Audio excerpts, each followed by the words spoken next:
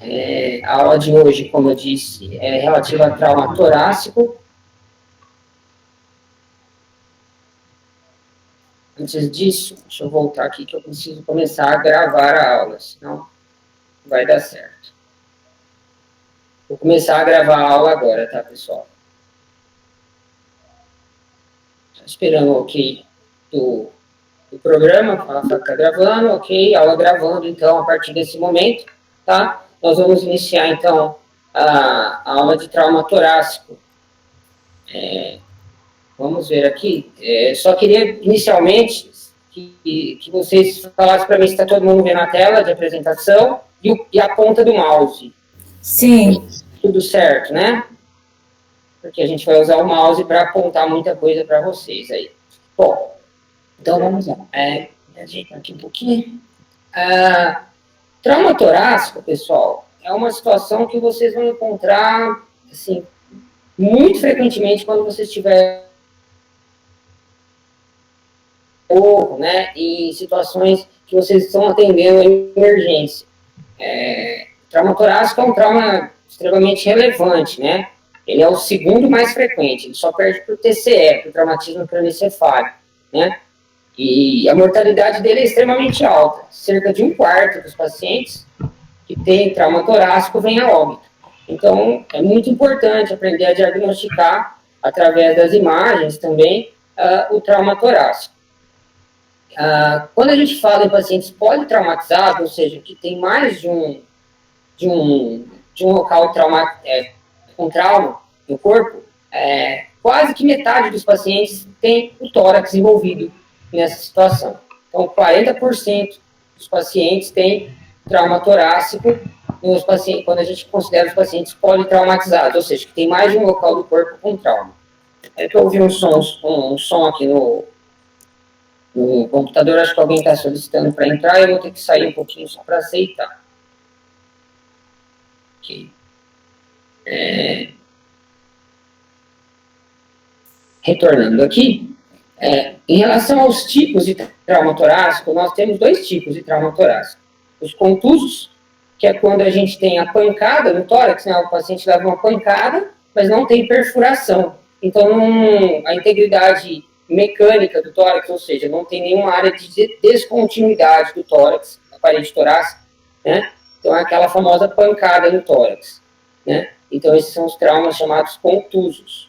E os perfurantes, como o próprio nome diz, né, o nome é autoexplicativo, traumas que têm perfuração do tórax e, portanto, existe comunicação do ar atmosférico com o ar que está dentro do tórax. Perceba que eu estou falando do tórax e não do pulmão especificamente. Isso é muito importante, porque o ar, né, que entra no tórax, ele é o ar que fica naquele espaço pleural, que eu falei para vocês na última aula, muitas vezes, né?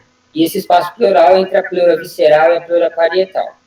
Qual que é o problema desse ar entrar, nos casos dos traumas perfurantes? Lógico que tem a situação de rasgar o pulmão, de cortar o pulmão, né? De perfurar o pulmão. Mas tem um problema que a gente vai falar para vocês ainda, nessa aula, já, relacionado ao que a gente chama de pneumotórax. É quando o ar atmosférico entra na caixa torácica, fica nesse espaço pleural, e o que acontece? Ele tende, quando esse ar atmosférico ele entra por via não árvore traqueobrônquica, ou seja, ele não vai para o pulmão, ele vai para o espaço pleural, por causa de uma perfuração do tórax, esse ar ele tende a fazer uma equiparação, igualar a pressão atmosférica com a pressão intratorácica. E a gente sabe, né, e lá da fisiologia, quando vocês estudaram fisiologia respiratória, que para o indivíduo fazer a inspiração, para ele puxar o ar, na verdade, essa situação de puxar o ar nada mais do que uma diferença de pressão negativa dentro do tórax em relação à pressão positiva no ar atmosférico. O ar só entra no nosso pulmão quando a gente respira, quando a gente inspira, porque a pressão atmosférica, o meio ambiente, é maior do que a pressão dentro da caixa torácica. Então, essa diferença de pressão positiva fora e negativa dentro faz com que o ar entre. E quando a gente expira, a pressão fica mais alta dentro do tórax e menor, ou seja, proporcionalmente, né, atmosférica fica mais alta em proporção à pressão atmosférica, e aí a gente consegue expirar, né? Então, quando o ar entra na caixa torácica, por uma perfuração, há uma tendência de equiparar, equivaler a pressão atmosférica com a pressão dentro do tórax, aí o indivíduo não consegue respirar, porque a inspiração se dá pela diferença de pressão atmosférica e a pressão intratorácica. Eu acho que eu ouvi mais alguém entrando aqui, deixa eu voltar para aceitar. Só um minutinho.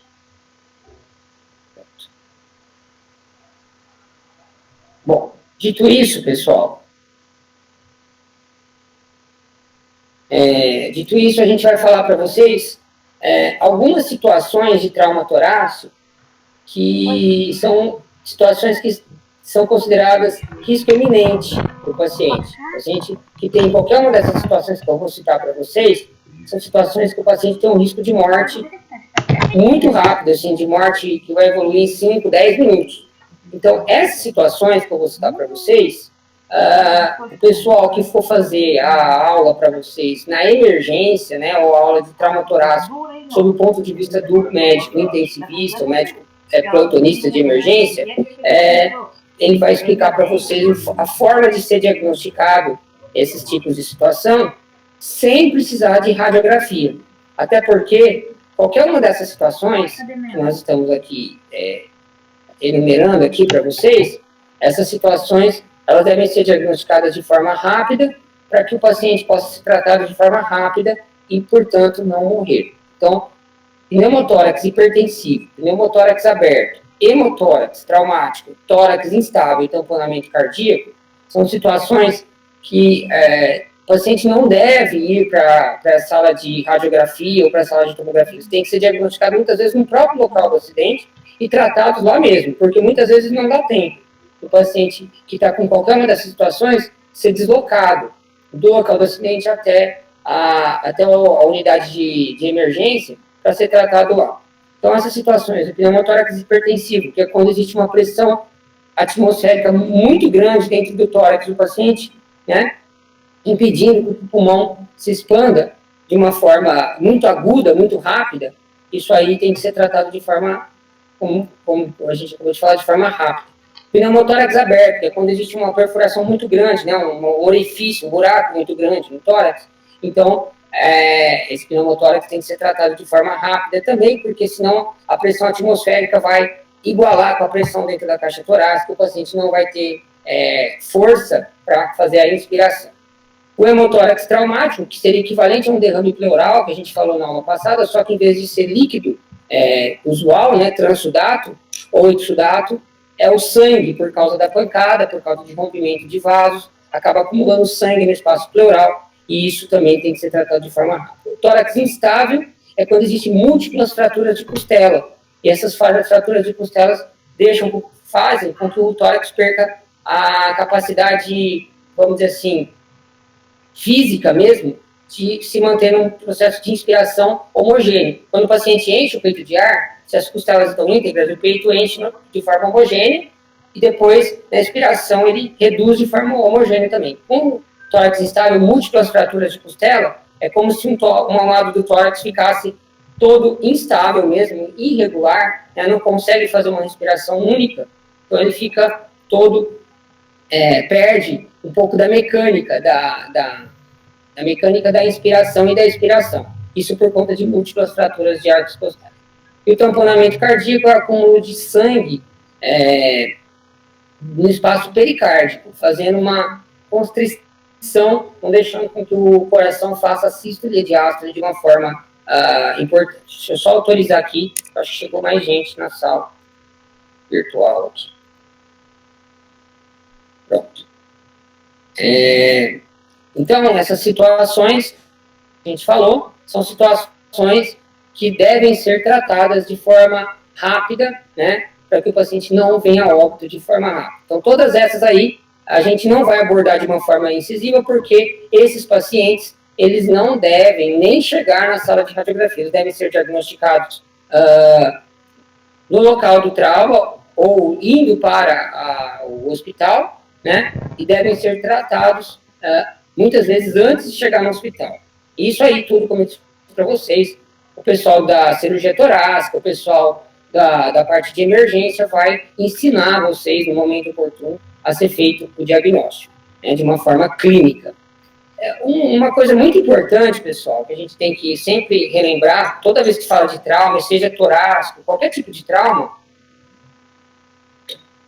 é que o paciente, ele só deve ir para a sala de realização de exames complementares, seja radiografia, seja tomografia, seja ultrassonografia, seja qualquer exame laboratorial. Um paciente com trauma, isso, qualquer tipo de trauma, repetindo, reforçando, ele só pode sair da unidade da sala de emergência depois que ele tiver estabilizado hemodinamicamente.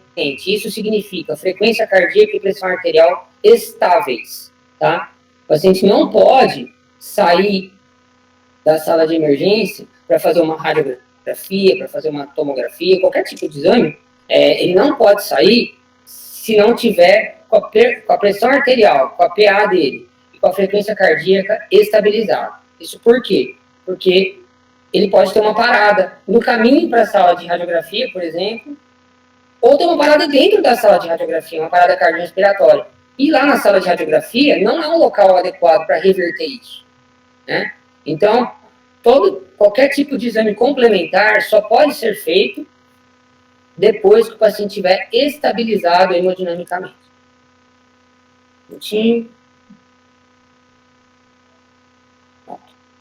Então, essas situações precisam ser sempre bem claras para vocês, no sentido de que o paciente primeiro tem que estar estabilizado, para depois ele fazer qualquer tipo de exame complementar.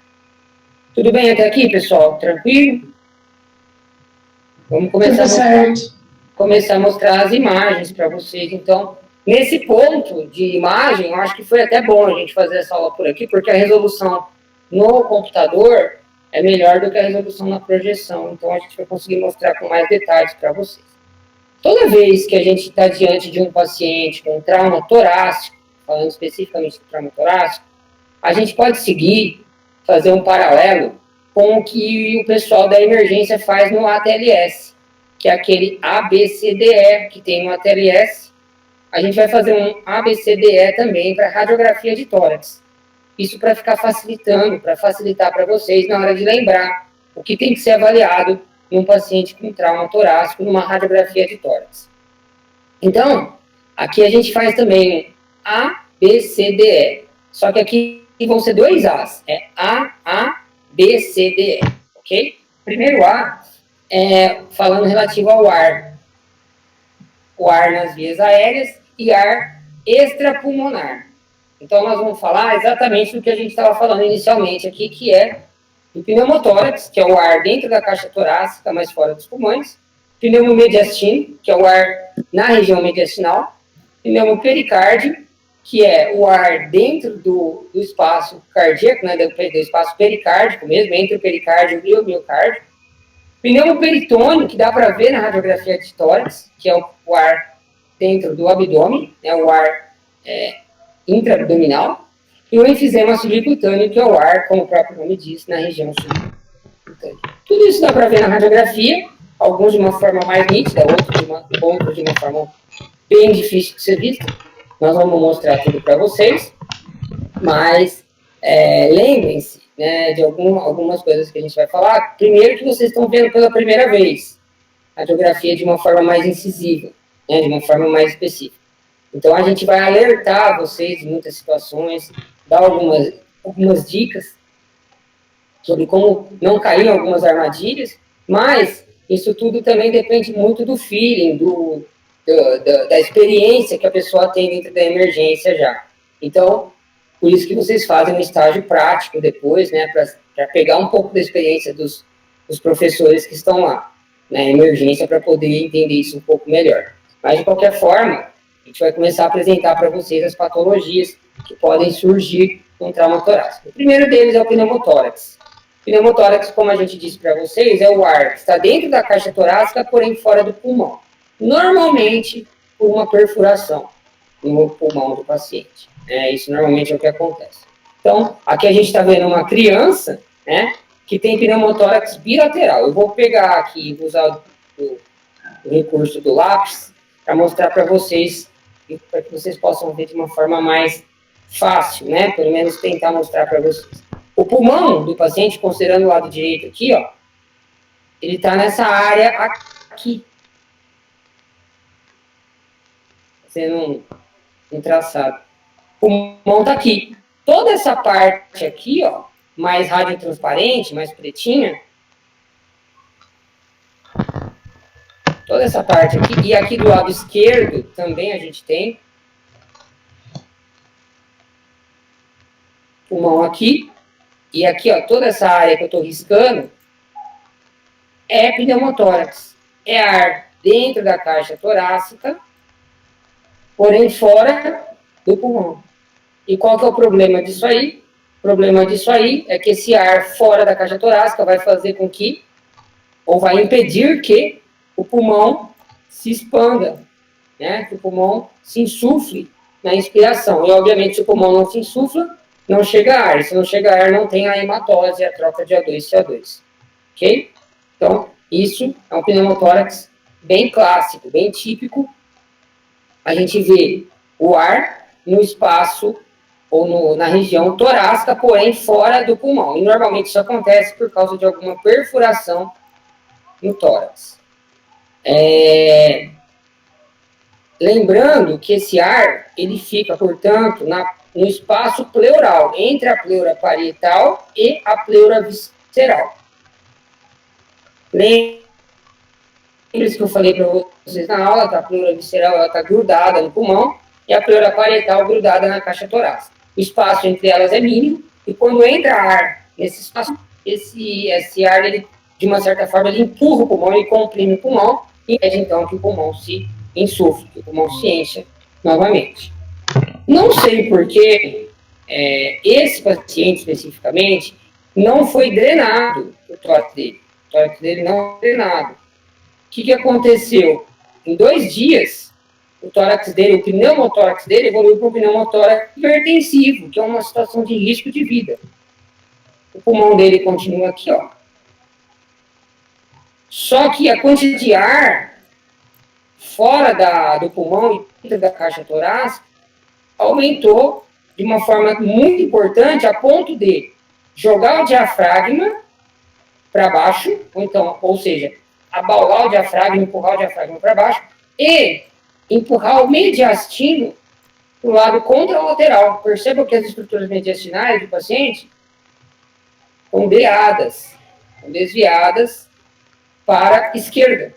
Por quê? Porque existe uma pressão muito grande aqui, empurrando o pulmão e as estruturas torácicas, as estruturas intestinais, para o lado contralateral. E é por isso que o pneumotórax hipertensivo ele causa um risco iminente à vida, porque pode comprimir, por exemplo, a veia cava, tanto anterior quanto a inferior, pode comprimir artérias, pode comprimir uma série de estruturas que vão prejudicar as condições mínimas vitais do paciente. Então, esse paciente, nesse caso especificamente, não foi drenado o pneumotórax dele, e ele evoluiu para um pneumotórax hipertensivo. Consequentemente, houve necessidade urgente, né, que fosse feita a drenagem do tórax desse paciente. Caso contrário, esse paciente viria a óbito. Todo mundo viu aí, pessoal? Alguém tem alguma dúvida em relação a isso? Não entendeu muito bem? Ou podemos passar para o próximo? Tudo certo, professor. Deu para ver. Certo? Deu para ver tranquilo, né? Agora eu vou mostrar um outro pneumotórax para vocês. Vamos ver como é que vocês respondem. Deixa eu ver só se não tem mais ninguém aqui pedindo para entrar. Não, né? Tudo certo. Agora um outro pneumotórax para vocês. E aí, pessoal? O paciente chegou lá com trauma torácico à direita. Vocês fazem a radiografia de tórax desse paciente, a radiografia é essa aí. Manda o paciente embora para casa.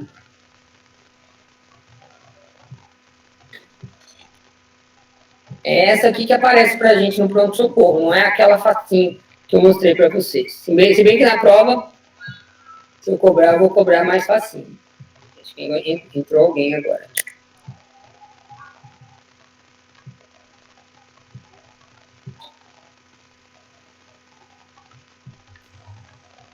E aí, pessoal? Trauma torácico à direita. O pneumotórax desse paciente é um pneumotórax bem discreto que pode ser reabsorvido, ou seja, o corpo dele mesmo pode absorver sem fazer nada, ou pode evoluir para um pneumotórax mais sério, igual que a gente viu no slide anterior. E o pneumotórax desse paciente está aqui, ó. Essa pequena linha que tem aqui, ó, entre as costelas. Puxa, mas é muito difícil ver isso aí. Praticamente impossível. Concordo, bem difícil. Se a gente for no detalhe, aqui, ó, na ponta da seta, a gente consegue ver o pneumotórax um pouquinho melhor. Mas aí a grande dúvida é assim, putz, se eu pegar esse paciente no pronto-socorro, será que eu consegui ver esse pneumotórax? Será que eu ia mandar ele embora? Falar que não tinha nada, era só umas escoriações do tórax dele e não teve mais nada? Primeira coisa, pessoal, sempre a gente vai deixar o paciente, isso o pessoal da emergência vai explicar para vocês melhor, mas sempre o paciente vai ficar em observação por um tempo. Segunda coisa, e portanto, esse pneumotórax aí, que eventualmente pode não ser visto, ele pode se manifestar clinicamente mais para frente. Segunda coisa, toda vez que vocês tiverem suspeita de um pneumotórax, ou o paciente com trauma torácico, e você não está muito seguro para saber se você realmente conseguiu ver o pneumotórax, e se tem mesmo, ou se não tem, né? Às vezes nem tem pneumotórax. O ideal, uma coisa que a gente orienta sempre, né, todo mundo, os residentes que estão atendendo na emergência, quando passam com a gente lá na rádio, quando a gente passa no pronto-socorro também para falar alguma coisa, é muito importante, isso aí vocês guardem, mais para a vida prática de vocês, né? É muito importante, se você estiver suspeitando de um pneumotórax, você pede a radiografia de tórax PA, normal, que é essa que a gente viu, e vocês podem pedir uma radiografia de tórax em expiração. Pedir para o paciente soltar o ar, porque quando ele solta o ar, quando ele faz uma expiração, o volume de ar dentro do pulmão vai reduzir, porque ele está expirando. Porém, o ar que está fora do pulmão vai continuar. Então, proporcionalmente, a gente vai ter um aumento do percentual de ar fora do pulmão e dentro do tórax quando o paciente faz uma expiração, quando ele solta o ar, porque vai ter menos ar dentro do pulmão. E isso facilita a visualização de um pneumotórax. Além do mais, quando o paciente solta o ar, as estruturas vasculares que estão dentro do pulmão, elas ficam mais próximas. Quando o paciente expira, a tendência é os vasos ficarem mais próximos um do outro. E na expiração, os vasos se distanciarem. Então, na expiração, os vasos se aproximam. Na inspiração, os vasos se distanciam. Então, quando você faz uma radiografia de tórax em expiração, os vasos sanguíneos dentro do pulmão se aproximam. E os vasos sanguíneos, eles são mais radiopacos do que o ar. Então, o pulmão tende a ficar um pouquinho mais branco. E isso facilita ver essa linha pleural que faz a gente diagnosticar o pneumotórax. Certo? Então, quando houver uma dúvida, né, de um trauma qualquer, vocês podem pedir a radiografia de tórax em expiração, que vai ajudar no diagnóstico de um pneumotórax. Lembrando para vocês que esses pneumotórax pequenos, igual esse que eu estou mostrando para vocês, muitas vezes eles podem ser reabsorvidos espontaneamente. O corpo mesmo do paciente pode reabsorver esse pneumotórax e o paciente não ter nada. Porém, pode acontecer também, se o orifício de perfuração persistir aberto, pode acontecer o contrário, se transformar um pneumotórax mais severo e levar o paciente a uma dispneia. Então, mais importante, é uma dispneia mais importante, e isso vai necessitar intervenção. Então, como saber? Né? Primeiro, precisamos fazer o diagnóstico, pela radiografia.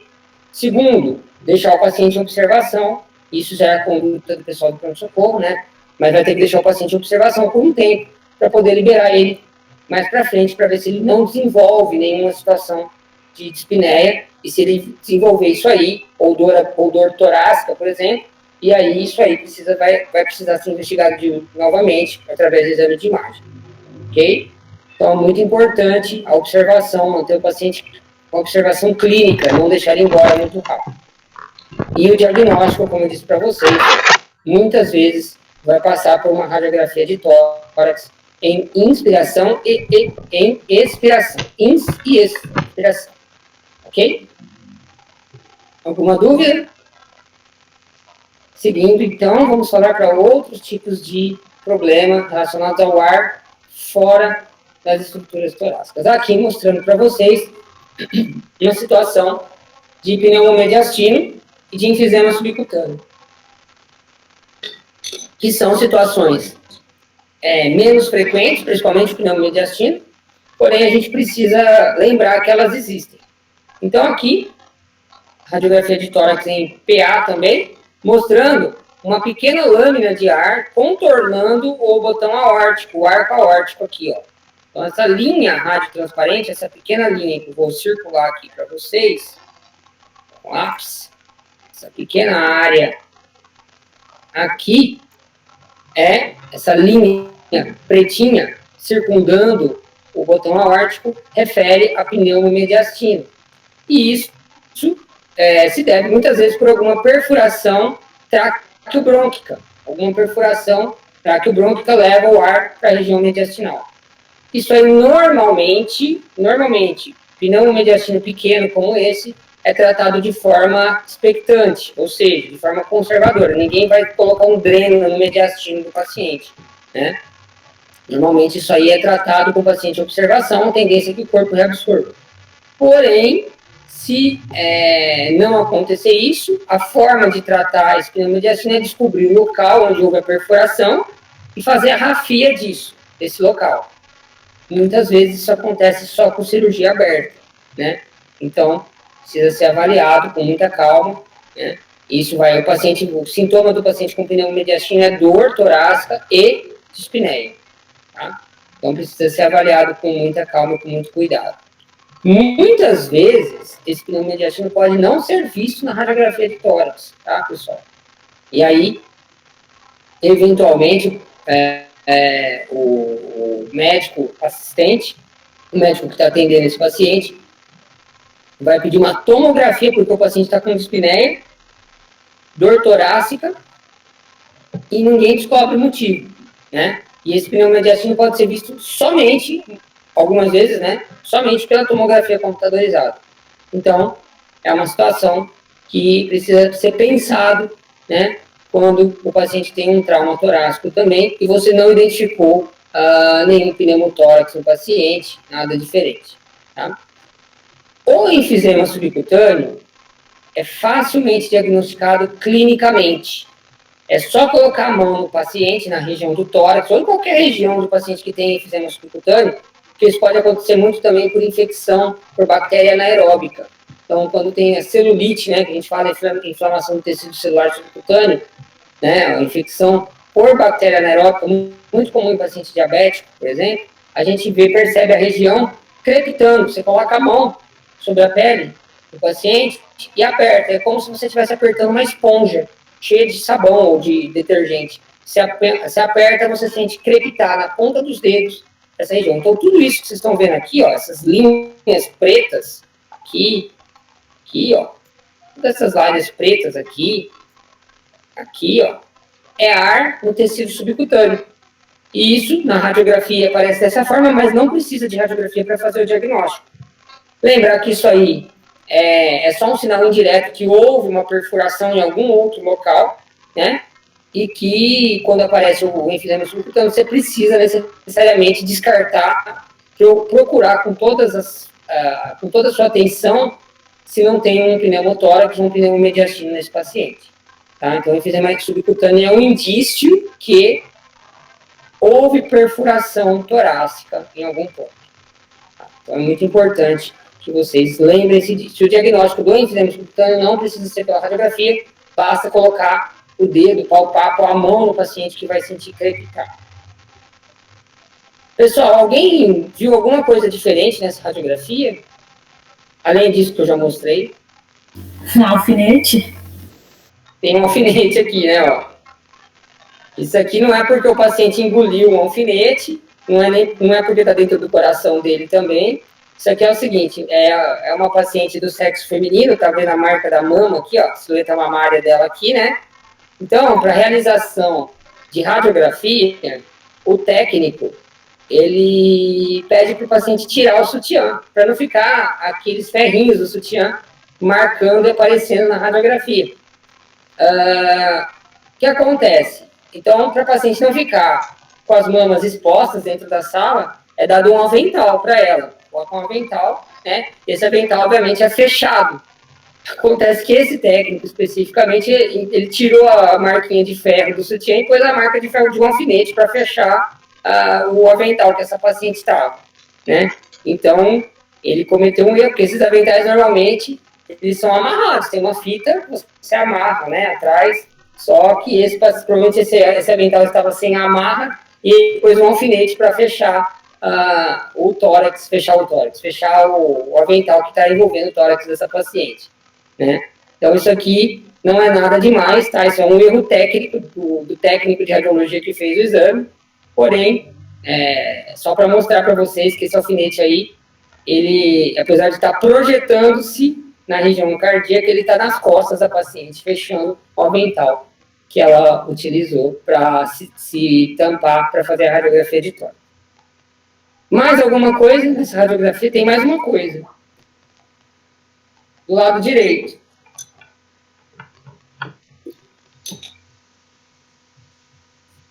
Essa paciente, ela tem fratura de arcos costais, pessoal. Aqui, ó. Fraturas de arcos costais. Se a gente voltar aqui, ó, sem o lápis agora, para vocês verem, na ponta do mouse aqui, ó. Fratura de arco costal aqui, nessa região, e aqui também. Conseguiram ver? Essa descontinuidade, compara com o lado esquerdo, ó, como está inteiro o arco costal. Do lado direito aqui, ó, fratura, ó, aqui tem descontinuidade. Aqui tem descontinuidade e aqui tem descontinuidade. Tinha uma fratura, várias fraturas de arcos costais à direita desse paciente. Tudo bem? Seguindo. Se tiver dúvida, pessoal, perguntem para mim. Tá? Eu só tenho que ouvir a pergunta, porque no chat eu não consigo ver agora. Pneumoperitônio. Pneumoperitônio é ar no espaço peritoneal ou no abdômen do paciente, né? Isso normalmente por uma ruptura de víscera oca, intestinal. Então, normalmente é o paciente que tem um trauma tóraco-abdominal. Pancada pegou o tórax ou o abdômen dele. E na radiografia de tórax com o paciente de pé, a gente consegue ver o ar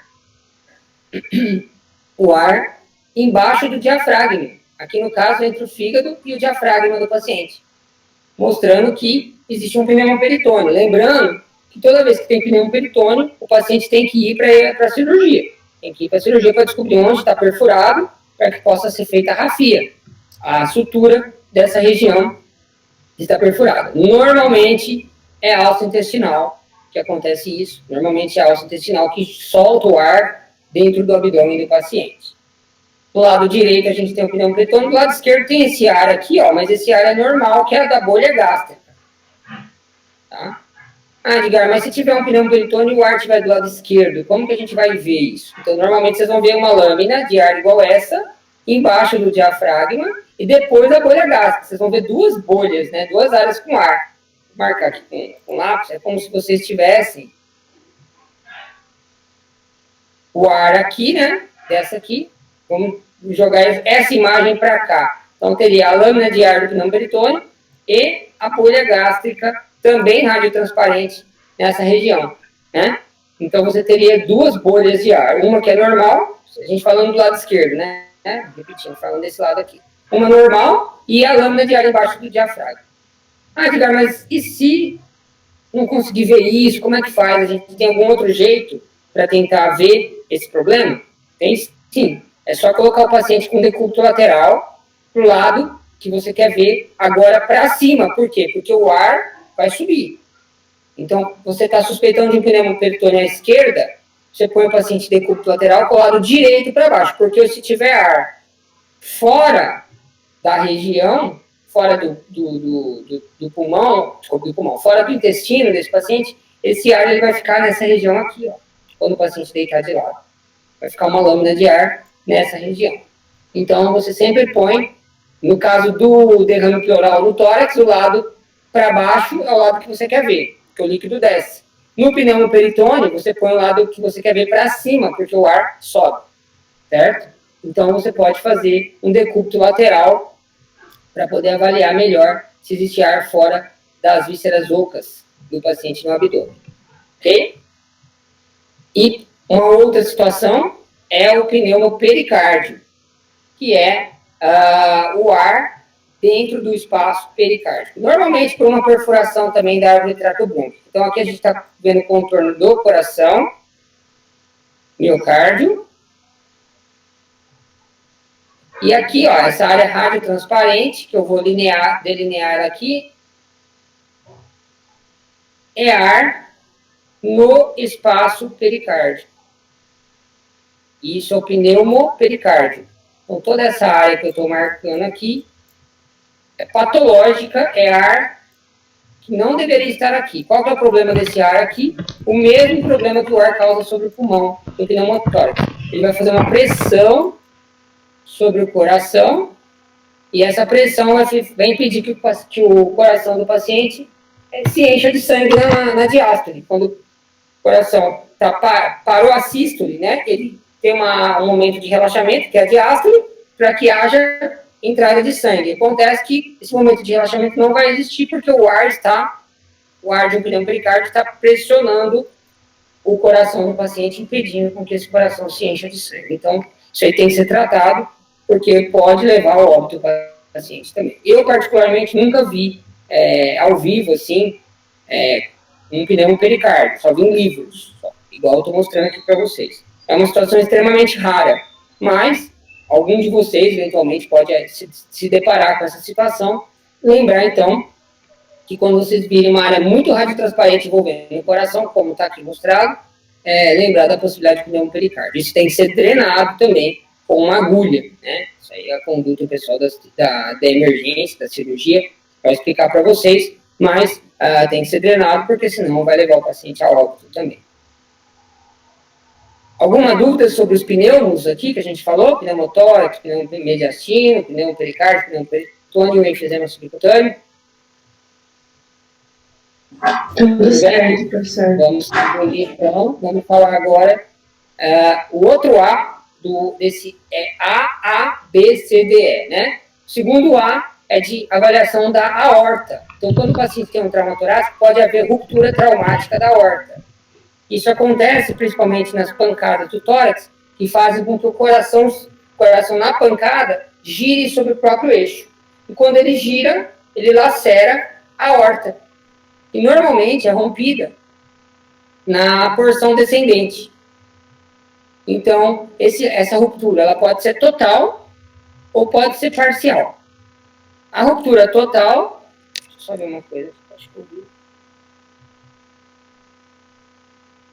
A ruptura total, o paciente normalmente vai a óbito no local mesmo, não dá tempo, porque todo o sangue do corpo passa pela aorta, então, normalmente em questão de 3 a 5 minutos o paciente vai a óbito.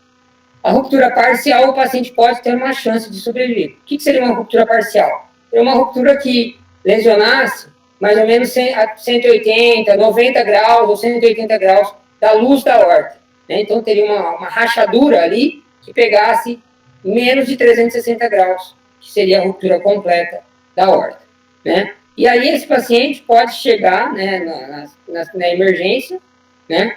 Ele provavelmente vai estar instável hemodinamicamente, mas caso ele esteja estável, você pode fazer a radiografia. A radiografia vai aparecer dessa forma que está aqui, ó. Parecendo como se tivesse um grande botão aórtico, uma grande área de um arco aórtico, né? Isso é muito comum a gente ver no aneurisma de aorta, né? Mas chega um paciente com trauma torácico com uma imagem dessa, vai pensar, poxa, isso aqui não vai ser um aneurisma, isso aqui é uma ruptura de aorta. Então, esse paciente tem que ir correndo para a cirurgia, para ser rafiada, para ser suturada essa aorta, né?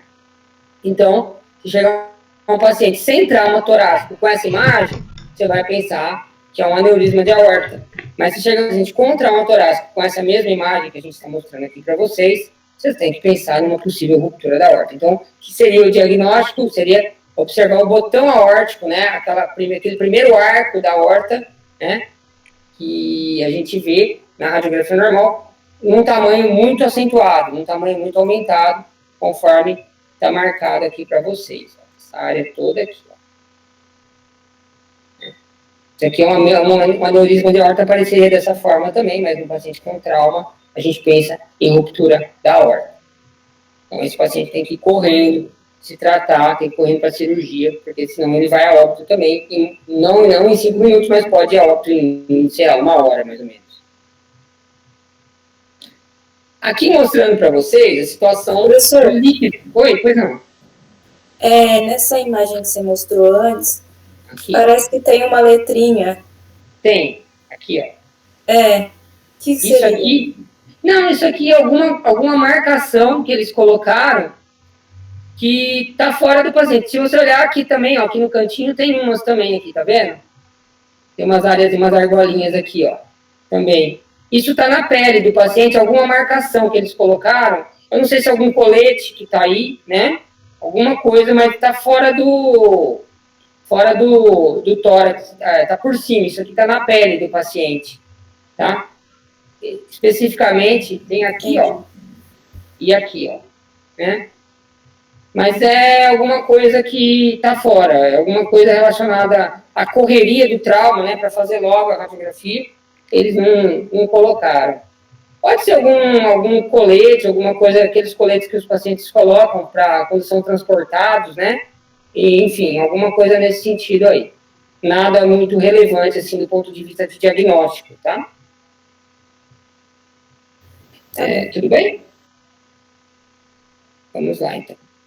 Aqui, ó, pessoal, o hemotórax é quando o sangue no espaço pleural, né? E aqui eu vou fazer algumas observações importantes para vocês.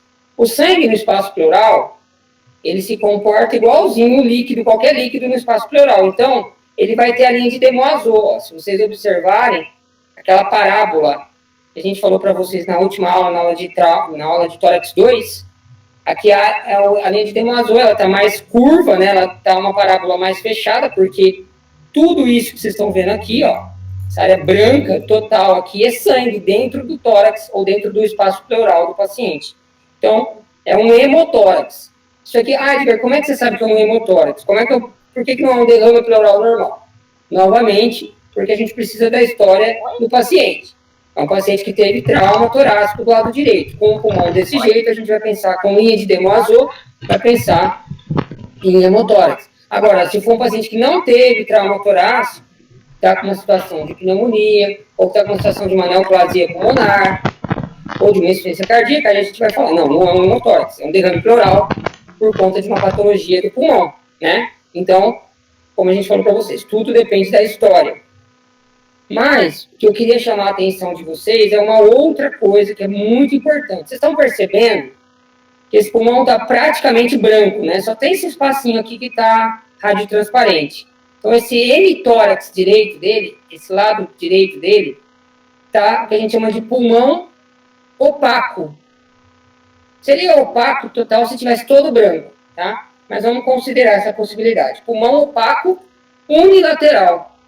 Ou seja, pulmão branco de um lado só. Duas situações, basicamente, causam o pulmão opaco unilateral. E isso é muito básico em radiografia de tórax, e é muito importante que vocês aprendam. Duas situações levam ao pulmão opaco unilateral. A primeira delas é derrame pleural, líquido no espaço pleural. Aquele espaço, o líquido preenche todo o tórax, né? Isso pode ser por hemotórax, como eu estou mostrando para vocês aqui num trauma, mas pode ser por qualquer doença. Por uma pneumonia, por uma neoplasia, uma tuberculose, um TEP. Várias situações podem causar o derrame pleural. Mas o fato é que quando existe um pulmão opaco unilateral e a causa disso é um derrame pleural ou é um hemotórax, ou seja, líquido no espaço pleural, o que vai acontecer? Vai acontecer que esse líquido vai ocupar o espaço físico do pulmão e vai empurrar as estruturas mediastinais para o lado contralateral. Então, se eu tenho um pulmão opaco unilateral do lado direito, com desvio do mediastino para a esquerda, é porque esse pulmão opaco unilateral, ele é por conta de um derrame pleural. Porque o líquido ocupa espaço e empurra o mediastino para o outro lado. A outra situação que pode causar um pulmão opaco unilateral é a falta de ventilação, a falta de aeração do pulmão, uma obstrução no brônquio-fonte, por uma neoplasia, por um linfonodo extrínseco que está apertando o brônquio-fonte, vamos pôr aqui o lado direito, por exemplo, por um corpo estranho que obstruiu, o brônquio-fonte não foi tratado. Então, o que acontece? Nesses casos, o pulmão que está sem aeração, sem ar, sem ventilação, ele vai murchar, porque ele não tem ar, ele vai se retrair. E ele vai ficar branco, porque exatamente não tem ar dentro dele. Porém, o pulmão opaco unilateral, por causa de uma atelectasia, que é quando o pulmão está sem ar, quando o pulmão está com a árvore traqueobronquica fechada. Então, o pulmão opaco unilateral, por causa de uma atelectasia, como o pulmão diminui de volume e retrai, ele vai puxar as estruturas mediastinais para o mesmo lado, para o lado que a gente chama ipsilateral, ou para o mesmo lado da área que está branca. Então, a gente pode falar para vocês que tem um pulmão opaco unilateral com desvio das estruturas, aliás, pulmão opaco unilateral à direita, com desvio das estruturas mediastinais para a direita. Então, nesse caso, o mediastino está sendo puxado para o mesmo lado, porque o pulmão está sem ar. No caso do derrame pleural, as estruturas mediastinais vão ser empurradas para o lado contralateral, porque o líquido ocupa espaço e empurra as estruturas mediastinais para o outro lado. Então, se fosse líquido, o mediastino está desviado para esse lado. Se for atelectasia ou falta de aeração, o mediastino está desviado para o mesmo lado do pulmão opaco unilateral. Então, isso é uma situação básica em radiografia torácica, que vocês precisam saber, porque o tratamento de uma é diferente da outra. Professor, na obstrução do brônquio-fonte também vai desviar para o mesmo lado da lesão, então, assim como na atelectasia. Isso, por causa da atelectasia, ou seja, uma falta de aeração do pulmão. Então, o pulmão murcha. Né? Ele murcha, quando ele murcha, ele puxa o mediastino para o mesmo lado dele. Enquanto que no derrame pleural, o líquido ocupa espaço, empurra o mediastino para o outro lado. Certo? Então, se eu falar para vocês num laudo de radiografia assim, ó, existe pulmão opaco unilateral à direita com desvio das estruturas mediastinais para a esquerda. Então, eu estou dizendo para vocês que o pulmão está branco do lado direito e o mediastino está desviado para o lado esquerdo. Então, você fala, provavelmente, esse pulmão opaco unilateral é por conta de um derrame pleural à direita. Agora, se eu falar para vocês, um pulmão que tem um pulmão opaco unilateral à direita, com desvio das estruturas mediastinais para a direita também, você vai falar, provavelmente, uma atelectasia pulmonar, porque o mediastino está desviado para o mesmo lado, para o lado ipsilateral do pulmão opaco. Ok? Ok, professor. Ficou bem claro isso aí, né, pessoal? Isso é muito importante, né? É uma situação que a gente precisa que vocês saiam sabendo. Se tiver alguma dúvida, por que é de um jeito, por que é do outro, senão a gente passa para a próxima. Aqui no perfil, só para mostrar o mesmo derrame pleural, onde ele está visto no perfil, né, pessoal? Está aqui nessa região aqui. Toda essa área branca, tá aqui também. Oi? Nessa situação da obstrução do brônquio-fonte, mas a região radiopaca, ela não vai ficar tão grande assim quanto do hemotórax, vai? Vai ficar, porque se você pegar uma obstrução do pulmão, uma obstrução do brônquio-fonte, não vai chegar ar nenhum para o pulmão, né? Se pegar o brônquio-fonte direito obstruído, não vai chegar mais ar. O que vai acontecer? O ar que já está dentro do pulmão, aos poucos, vai sendo reabsorvido. Vai sendo reabsorvido e o pulmão vai ficar colapsado, fechado. E quando o pulmão fica colapsado, ele fica branco também. Só que você vai perceber um outro fator que também pode ser determinante, é que você vai perceber que o hemitórax, vamos supor, do lado direito, vamos supor que é o direito que está sendo comprometido, ele vai ficar menor de volume que o hemitórax esquerdo. Então, se você comparar um lado com o outro, você vai ver que o esquerdo está insuflado, está grande, e o direito está menor, vai dar uma diferença de volume também, tá? Mas o pulmão fica branco sim, ele fica todo branco também, não há atelectasia. Ah, tá. Era essa questão do volume que eu estava perguntando. Mas sim, o pulmão do lado direito vai ficar menor, vai ficar porque tem menos ar, né? Então, ele vai ter uma desproporcionalidade de tamanho entre o lado direito e o lado esquerdo. Além do pulmão opaco, todo branco, e o desvio do mediastino para o mesmo lado do pulmão branco, no caso da atelectasia. Tá certo. Obrigado. Nada. Mais alguma dúvida aqui, pessoal? Vamos lá, então. Letra B, de bones, de ossos. Então, a gente vai ver as fraturas. Pode ter fratura da coluna vertebral, principalmente na transição tóraco-abdominal, na transição tóraco-lombar, né? Fratura de arcos costais, que é o mais comum de todos. A gente tem que tomar muito cuidado para não passar batido, para não deixar de ver. Fratura da escápula, fratura da clavícula e do externo. De todos, pessoal, o mais importante, que a gente vai ver de uma forma mais frequente, é a fratura de arcos costais, tá? Então, é isso que eu vou mostrar para vocês. O paciente com trauma torácico à direita encontra a fratura, se é que tem.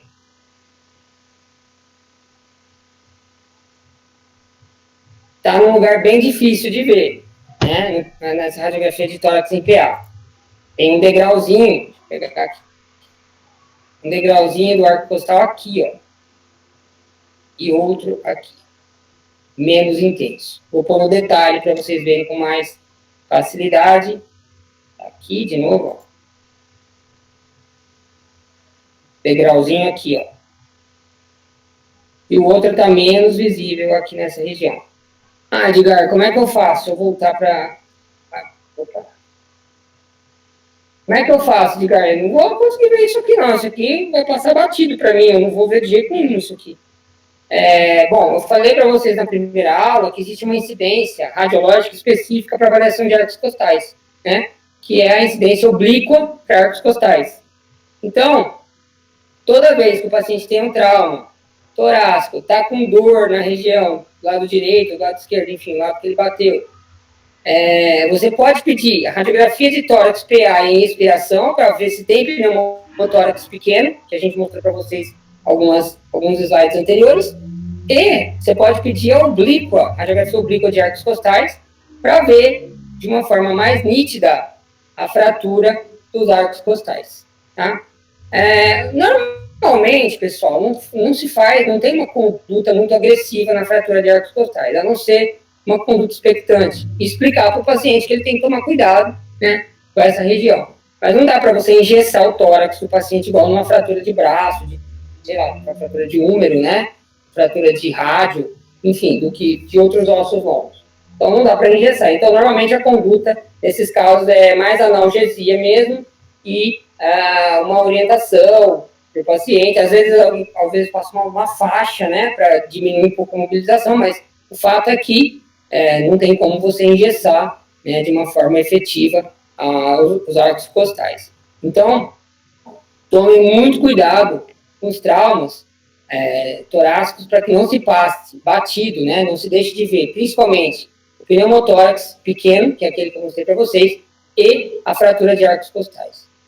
Adianto para vocês já que muitas vezes a gente quase não vê essas fraturas, né? Pode ter muitas vezes que a gente fica tão preocupado lá na emergência, isso eu estou falando da época que eu era sexto ano, né, que a gente fazia internato, porque depois na rádio a gente acaba não lidando tanto com isso, mas assim, às vezes você fica tão preocupado em ver se tem pneumotórax, para ver se tem pneumomediastino, se tem pneumoperitônio, a avaliação do paciente como um todo, né? E às vezes a gente deixa o arco costal de lado e acaba passando batido, né? E depois, numa segunda olhada, né, que a gente fala no second look, aí a gente consegue ver a fratura. Mas isso é natural de uma certa forma, porque o paciente vai estar dentro do hospital, na grande maioria das vezes, tratando de outros problemas. O que não pode, de jeito nenhum, no caso que o paciente está só com uma dor torácica, não tem mais nada sério, você olhar a radiografia com calma e não ver essa fratura de arcos costais, e mandar o paciente embora para casa sem o diagnóstico de fratura de arcos costais. Isso não pode, né? Então, numa situação de emergência, que tem várias situações pondo em risco o paciente, o arco costal fica em um plano secundário. Mas numa situação em que já está tudo controlado, que o paciente está tudo bem, você tem que ver essa fratura. E para você não passar batido, muitas vezes, principalmente no início, né, quando vocês estiverem mais no início, é interessante fazer a radiografia oblíqua de arcos costais do lado que o paciente teve o trauma torácico.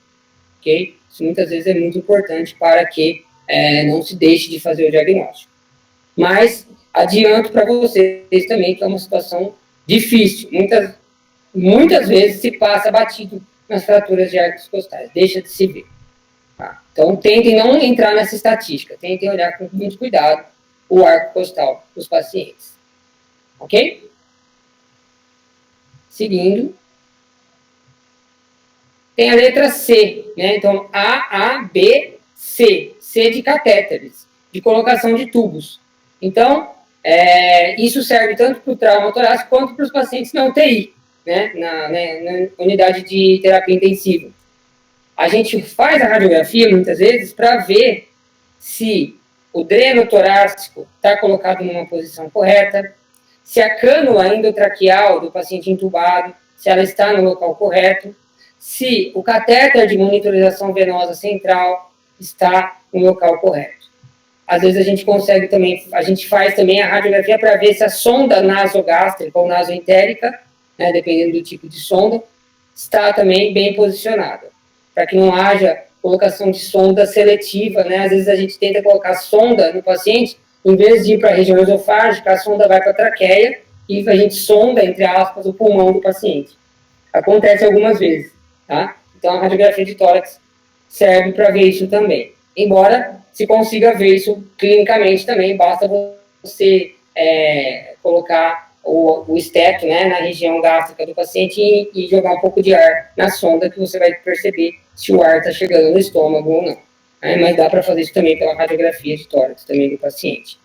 Então, a posição da cânula endotraqueal, está marcadinha na seta, ela tem uma linha, se vocês olharem com um pouco de cuidado, tem uma linha radio-opaca na cânula endotraqueal. Todos os catéteres, de maneira geral, eles têm essa linha para aparecer na radiografia, de propósito, para que se possa fazer o controle do posicionamento desses catéteres, né, desses drenos.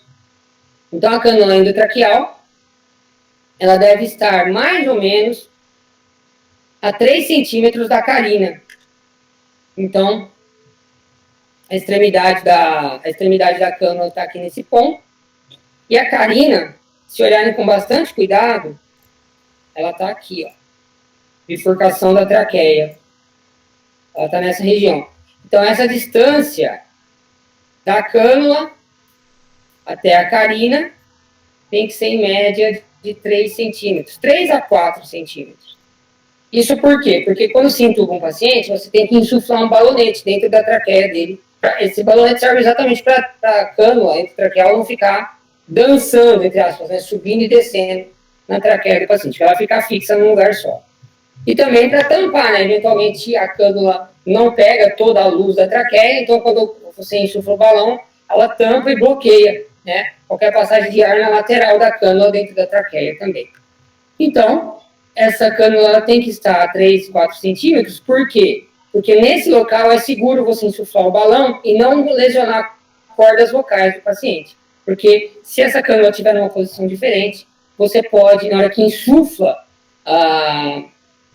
o balonete da cânula endotraqueal, você pode lesionar as cordas vocais do paciente, né? E isso pode gerar um problema sério, principalmente se o paciente for um professor, né, que vive de falar, né? Qualquer pessoa precisa falar, né, paciente, mas principalmente se for um professor, alguém que usa a voz para trabalhar, para ganhar a vida. Então, é muito importante que seja feita com essa distância. Então, a radiografia serve para ver isso. Serve para ver a extremidade do dreno torácico. O dreno torácico, colocado para drenar um pneumotórax, a extremidade dele tem que ficar em onde está marcado, na parte mais alta do pulmão, porque o ar tende a ir para cima. Se for um dreno torácico, esse mesmo dreno torácico colocado para drenar um derrame pleural, a ponta dele tem que estar aqui embaixo, porque o líquido fica abaixo. Então, você coloca o dreno torácico com a ponta dele para cima ou para baixo, de acordo com o que você está tratando. Você pode tratar um pneumotórax, né, uma drenagem de ar dentro do espaço torácico, a cânula, o dreno nessa posição que está marcada pela seta. Se for um derrame pleural, o dreno tem que ficar com a extremidade aqui embaixo. Então, você vai colocar o dreno aqui e deixar ele aqui embaixo mesmo, para que o líquido desça e seja retirado. Ok? E o intracate, né, ou catéter de monitorização venosa central, cuja extremidade tem que estar na entrada do átrio direito. Então, tem que ser avaliada a posição do intracate pela radiografia de tórax.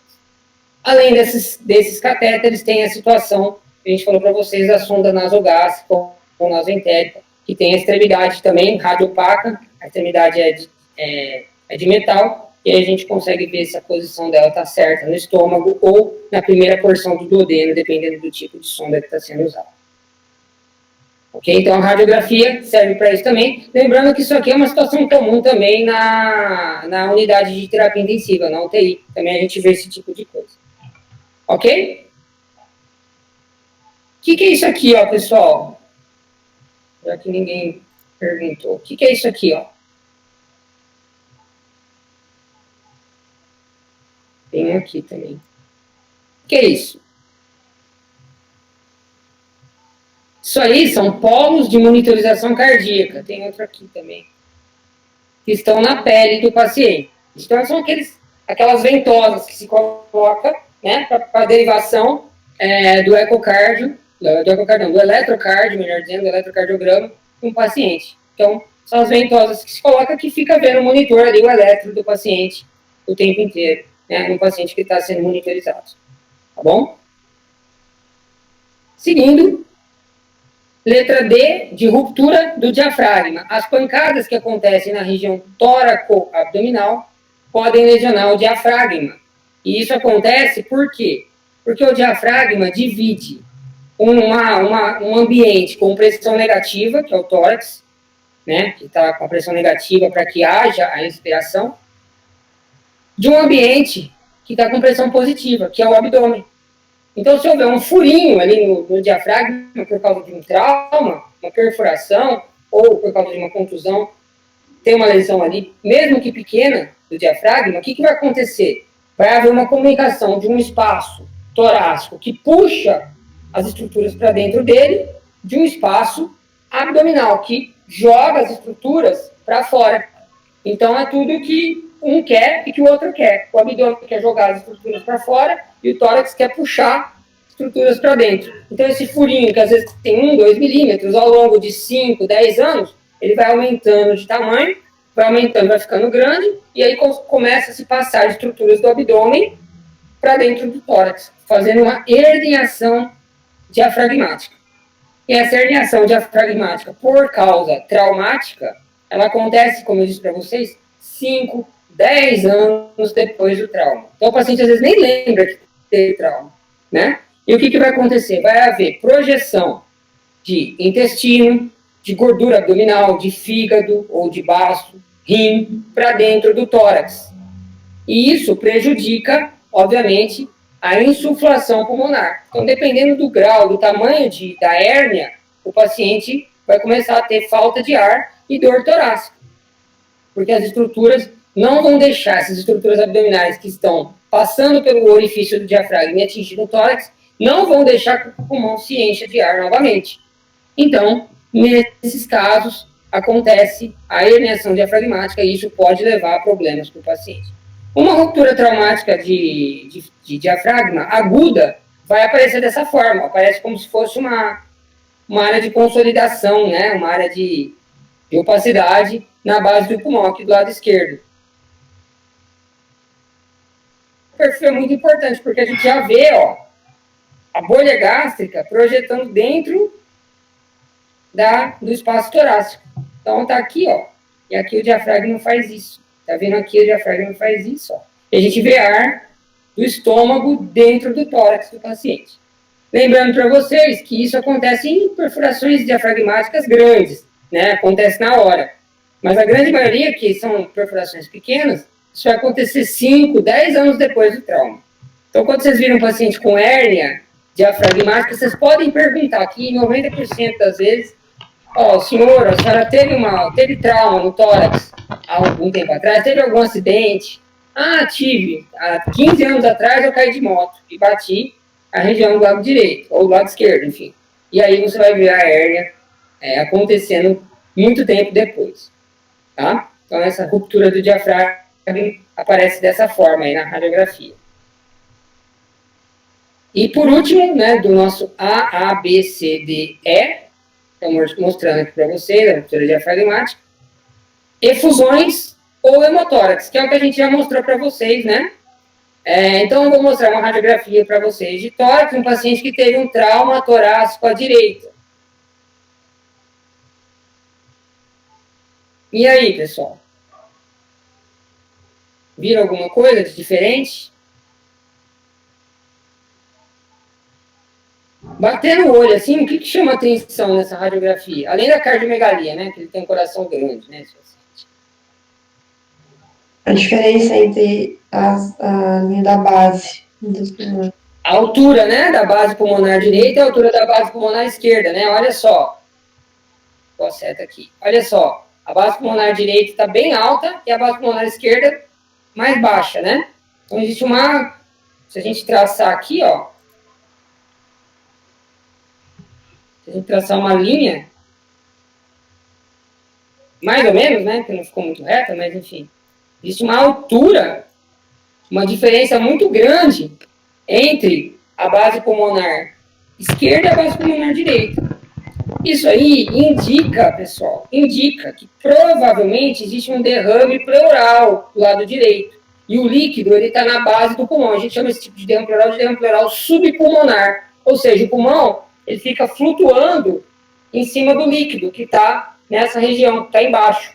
Então, essa diferença de altura entre a base do pulmão esquerdo e a base do pulmão direito, que normalmente é um pouco mais alta mesmo, deve ser da espessura de uma costela. Isso é o normal. Aqui está muito maior, está a espessura de umas 4 costelas, mais ou menos, a diferença. Né? Então, isso indica que tem um derrame pleural aí nessa região, que tem um derrame pleural que a gente chama de subpulmonar, ou seja, que está na base do pulmão, levantando esse pulmão. Como confirmar esse diagnóstico, pessoal? O que a gente pode fazer para confirmar que existe um líquido aí nessa região? Qual seria a forma mais rápida, mais barata e eficaz de fazer isso?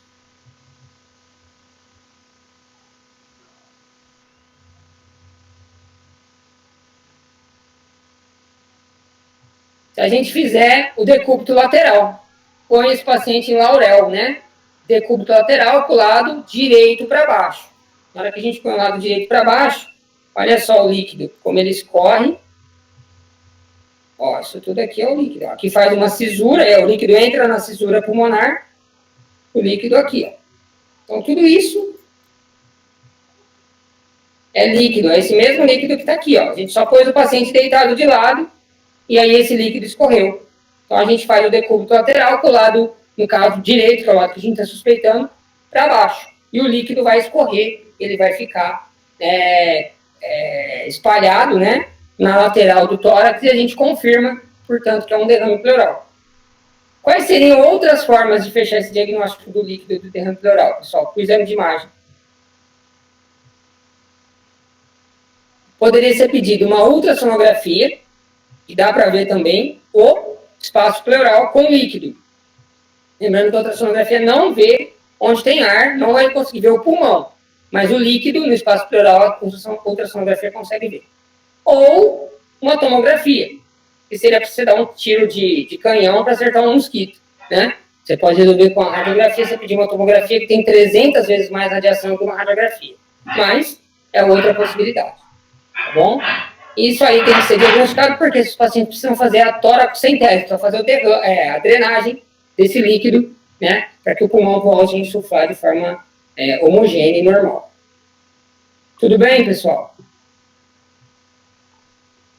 Sim, professor. Certo. Seguindo, outra situação de derrame pleural, essa aqui com nível hidroaéreo, tanto no PA quanto no perfil, sem linha de Demonazol, que é aquela parábola, né, que a gente falou para vocês na aula passada e mostrou também no hemotórax. Então, percebam que nem sempre é obrigatório que haja o derrame pleural com linha de Demoiselle. Não é obrigatório. A linha de Demoiselle, portanto, é um fator que faz a gente realmente, via linha de Demoiselle, então é um derrame pleural. Mas nem sempre o derrame pleural tem a linha de Demoiselle. Nesse caso, nós temos uma linha reta. Parece que alguém traçou com uma régua, um nível, né, de líquido no hemitórax esquerdo desse paciente. Então, coloquei esse slide aqui só para que vocês se lembrem que o hemotórax, né, e derrame pleural de maneira geral, ele pode não ter a linha de Demoiselle. O paciente pode ter só um nível retilíneo de líquido. Tudo bem? Seguindo. Contusão pulmonar, que é o que a gente falou no começo, então é quando existe a pancada. Então a gente acabou aquele A, B, C, D, E.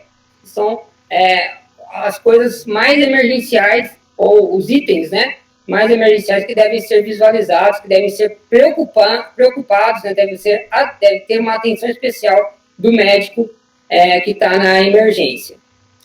Falando especificamente da lesão do pulmão agora, a contusão pulmonar, então é quando há uma pancada no tórax, né, e existe uma hemorragia, igual quando a gente bate o braço, bate qualquer parte do corpo, fica roxo, né, naquele local, porque fica roxo porque se rompe alguns pequenos vasos ali dentro, fica um hematoma.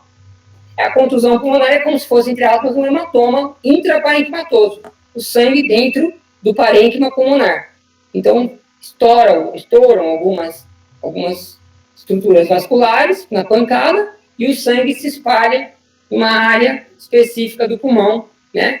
E essa área, ela fica branca na radiografia, porque o sangue tem proteína, então tem uma densidade mais alta que o ar. Então, você observa uma área de aumento da densidade pulmonar. A grande questão, a grande situação é que o trauma torácico por contusão pulmonar, ele se resolve. Em 2 a 3 dias, mais ou menos, começa a ser reabsorvido.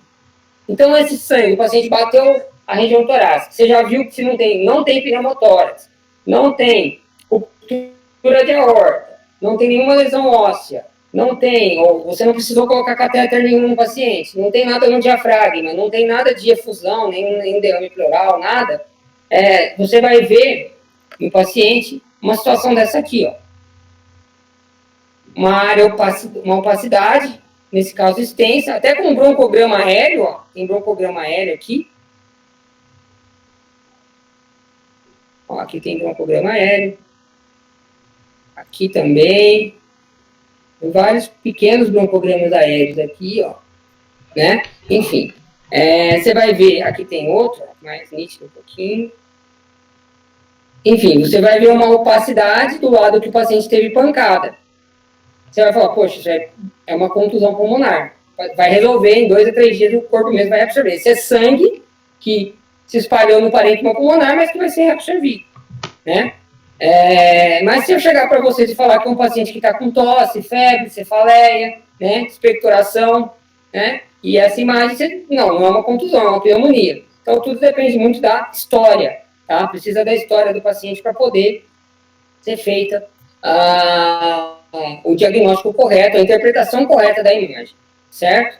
Então, no caso de uma pancada, no caso de uma contusão pulmonar, o que a gente vê é uma imagem muito parecida com a pneumonia, uma consolidação do parênquima pulmonar. Só que em vez de ser exudato, que está preenchendo o espaço alveolar, no caso da contusão, é sangue. Mas a densidade do exudato, que é proteico, e o sangue é proteico, também aparece da mesma forma. Então, a gente vê o pulmão com essa mancha, né, branca, que na verdade nada mais é do que sangue nos espaços alveolares. Então, é uma hemorragia intraparenquimatosa do pulmão. No caso aqui, por uma contusão pulmonar, uma pancada no tórax. Como a gente falou, isso se resolve em 2, 3 dias, começa a ser reabsorvido. Ok? Alguma dúvida?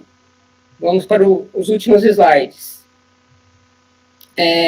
A laceração do pulmão é quando há uma perfuração. Então, uma facada, o paciente leva uma barra de ferro que perfura o pulmão, um galho de árvore no acidente, a própria costela, o paciente numa fratura, pode perfurar. Então, é como se a gente pegasse uma cortina, passasse uma faca, né? Então, vai ficar uma área ovalada, uma lesão do parênquima. Então, aparece como áreas elípticas. uma densidade normalmente mais radiotransparente, mais preta, porque fica ar dentro delas, né? E em volta a densidade fica aumentada porque é sangue, e na parte central cheia de ar, né? Então, essas áreas, elas normalmente deixam cicatriz, diferente da contusão pulmonar, que some, em 2, 3 dias você faz outra radiografia, o paciente já não tem mais nada. Na laceração, essas áreas ficam cicatriciais. E essa cicatriz, ela pode ficar como se fosse uma bolha de ar dentro do pulmão. E essa bolha de ar a gente chama de pneumatocele traumática.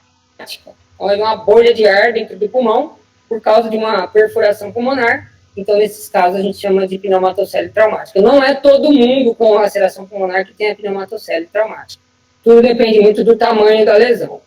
Porém, muitos deles apresentam esse tipo de situação. A lesão, como eu disse para vocês, na laceração, ela não some totalmente. Fica uma marca no pulmão do paciente, fica uma área cicatricial. Então, aqui mostrando para vocês uma laceração pulmonar, perceba uma área mais preta, ovalada, tem até um pouco de nível, envolvida por uma área bem branca, que é hemorragia, que é sangue, né? E a área preta é ar, né, da perfuração. Só que nesse caso não é pneumotórax, é ar dentro do pulmão mesmo, mas fora dos alvéolos, né, por causa da perfuração. Então forma como se fosse uma cavitação ali dentro. Na verdade não é uma cavitação, é uma bolha de ar, mas a imagem é semelhante a de uma cavitação, né? Então, se eu falasse para vocês que é um paciente com tuberculose e apresentasse essa imagem, você ia pensar que é uma cavitação por tuberculose. Se eu falasse para vocês que o paciente teve TEP, é uma cavitação por TEP. Se eu falar que o paciente teve uma pneumonia, que evoluiu com abscesso pulmonar, isso aqui provavelmente é uma cavitação por causa do abscesso pulmonar. E se eu falar para vocês que é um paciente que teve uma perfuração do pulmão, a mesma imagem vai ser interpretada como uma área de laceração pulmonar. Então, como eu disse para vocês, tudo depende muito, muito mesmo da história que o paciente tem para poder interpretar a imagem. Sem a história, a interpretação vai ficar nos diagnósticos diferenciais. Eu vou colocar no laudo, se não tem história, eu vou colocar lá. Área de cavitação na região paracardíaca direita, apresentando focos de radiodensidade aumentada em sua volta. Aí vou colocar nas hipóteses diagnósticas. Cavitação por tuberculose, cavitação por neoplasia, cavitação por pneumonia, laceração pulmonar, TEP, vou colocar tudo isso interrogado. E aí vai voltar para quem pediu o exame e a pessoa vai ver, dentre os diagnósticos diferenciais que eu dei, qual se encaixa no que a gente citou, de acordo com a história clínica do paciente. Certo? Então, se você já coloca no pedido do exame, radiografia de tórax, PA e perfil, HD, perfuração torácica, ou trauma torácico perfurante, por exemplo. Eu já vou saber no diagnóstico, eu vou descrever exatamente como eu descrevi, vou colocar compatível com laceração do parênquima pulmonar. Pronto, não vou dar os outros diagnósticos diferenciais. Certo? Então, é muito importante que se coloque a hipótese diagnóstica, porque a gente consegue confirmar ou descartar essa hipótese diagnóstica. Ou pelo menos informar, o paciente teve um trauma torácico perfurante do lado direito. Beleza. Aí eu já sei dizer para vocês do que se trata essa imagem. Ok? Pessoal, essa era a aula de trauma torácico que a gente tinha para falar para vocês. Vocês querem tirar alguma dúvida? Querem perguntar alguma coisa? A gente está aqui para tirar as dúvidas também. Se vocês tiverem alguma dúvida das